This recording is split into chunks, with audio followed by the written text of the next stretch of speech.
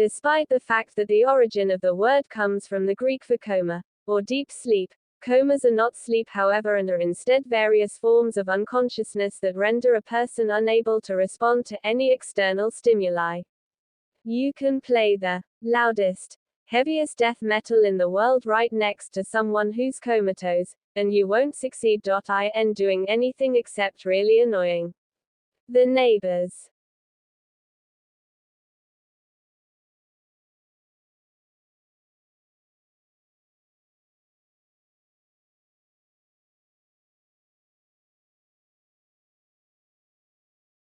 So, the idea I'd like to propose today is this.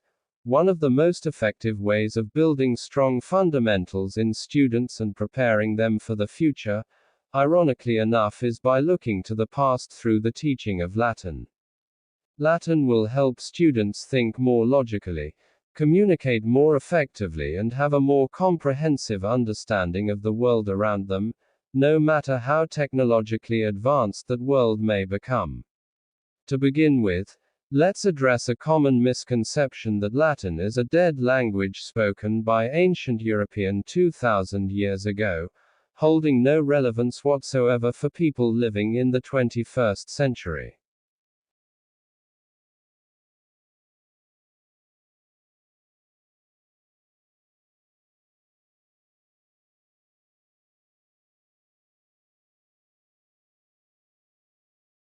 These are important and they can be energizing to leaders, but they tend not to be very motivating to most people in the organization.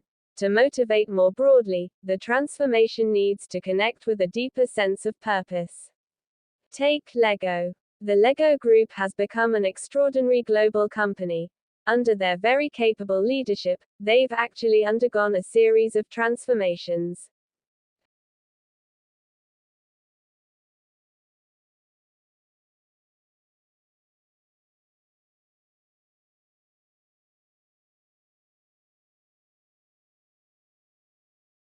This kind of approach is kind of the way some students approach preparing for standardized tests. In order to get test scores to go up, teachers will end up teaching to the test. Now, that approach can work, test results often do go up. But it fails the fundamental goal of education, to prepare students to succeed over the long term. So given these obstacles, what can we do to transform the way we transform organizations?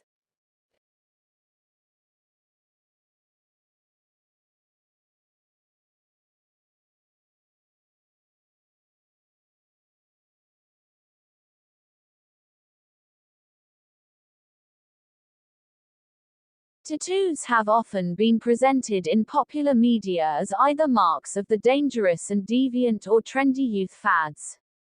But while tattoo styles come and go, and their meaning has differed greatly across cultures, the practice is as old as civilization itself.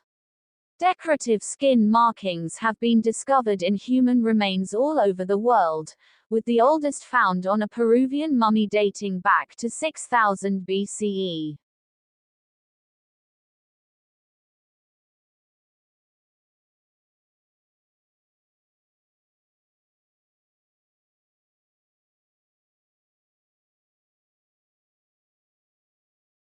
In practice, with a study of 1,200 people that laughed spontaneously in their natural environments, only about 10 to 20% of the laughing episodes followed anything the researchers found to be joke-like. Finding something funny still seems to play a part in why we laugh some of the time, but laughing to make yourself feel better about your next difficult exam might be just as probable as cracking up over that joke you just heard.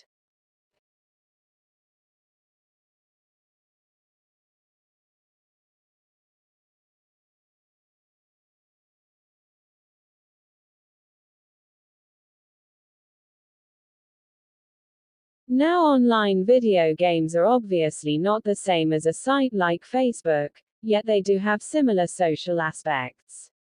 It's possible that in the future we'll see health organizations also classifying social media as a type of addiction or disorder. Still, sites like Facebook do have quite a few qualities that make you want to come back to them. Through constant feeds that go on forever and giving you push notifications on your phone, social media sites try their best to keep you on their app or website, and if you leave, they want you to come back as quickly as possible.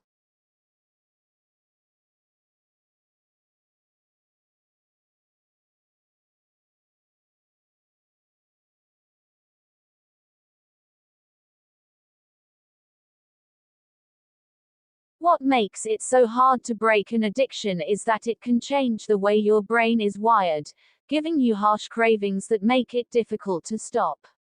Studies of brain imaging have even shown changes in areas of the brain that relate to judgment, decision-making, learning, memory, and behavior control. So, is this what's happening with Facebook and social media? It's hard to say for sure. That being said, we are starting to give more credit to an addiction that might be pretty similar.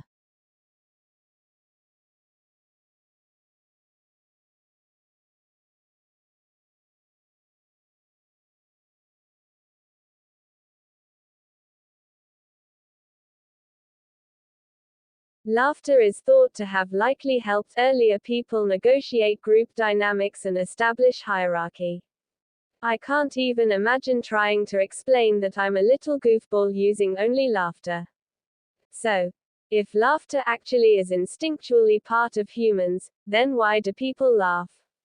It seems like laughter is more of a way for people to better handle stress and make situations feel less threatening than laughter only being about things.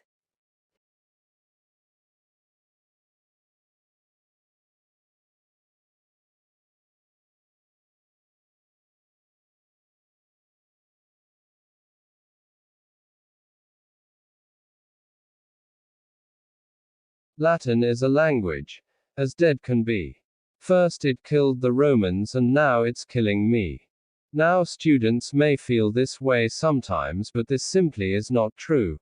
The reality is that Latin never died, and never came to a crashing end with the death of a single tragic figure.